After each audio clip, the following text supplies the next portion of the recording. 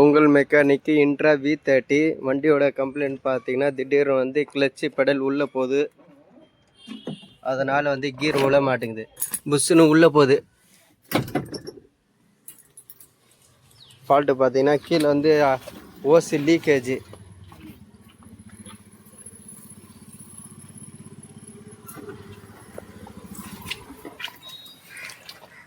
இந்த ஓஸ் தான் லீக்கேஜ் பார்த்தீங்கன்னா தெரியும். இதுக்கு வர ஓஸ் தான் லீக்கேஜ், அதனால் பெடல் உள்ளே போகுது. நம்ம புதுசு வாங்கிட்டு வந்தாச்சு.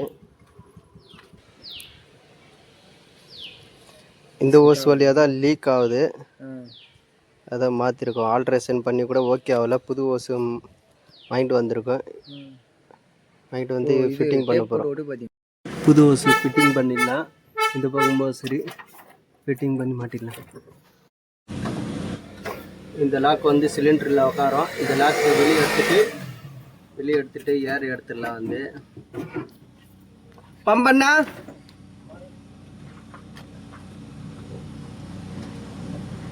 அழுத்தி பண்ணா சவுண்ட் வரும் பாருங்க. பம்ப் பண்ணா அழுத்தி பண்ணா பார்த்தீங்கன்னா தெரியும், ஏர் வருது. இன்னும் ஃபுல்லாக வரணும்.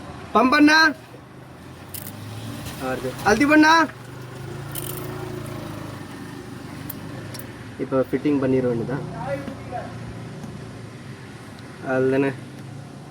பம்ப் பண்ணா, பம்ப் பண்ணுங்க.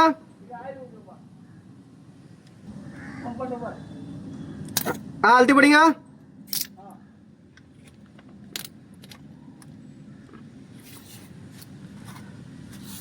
லாக் மாட்டிடலாம். மாட்டியாச்சு.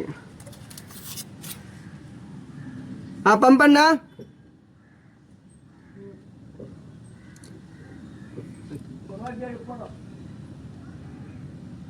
பம்ப் பண்ணா.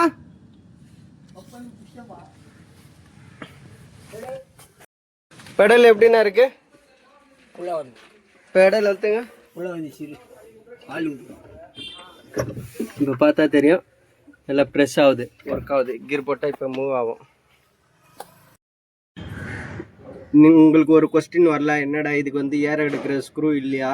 ஆமாங்க, இதுக்கு வந்து இந்த மாதிரி டைப் தான். இதுக்கு வேணால் வந்து புதுசாக இருக்கலாம். ஆனால் காருக்கெல்லாம் பார்த்தீங்கன்னா இந்த மெத்தடில் தான் வந்து ஏர் எடுக்கிற மாதிரி வரும். நைட்டு 2 மணிக்கு வந்து எலி கிடச்சனால வண்டி எடுக்கும்போது ஆயில் வெளியே வந்துச்சு. ஆல்ட்ரேஷன் பண்ணி போட்டு பார்த்தா ஓகே ஆகல. இங்கே அப்புறம் பக்கத்தில் இந்த ஓசு மாற்றியாச்சு.